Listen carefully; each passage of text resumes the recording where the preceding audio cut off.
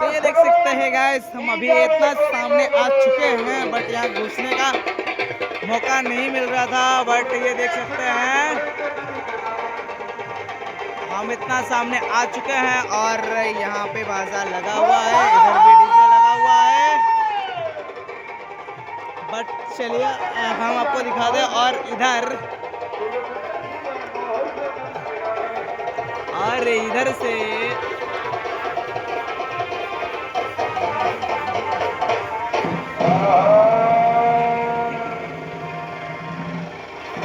তাই একদিন প্রসন্নকাল অন্ধকাবসিত বলে তাই তিনি কামনা মিটানোর জন্য মাতৃকে সাঁতরে গভীর অরণ্যের দিকে করে দিয়েছেন আগমন।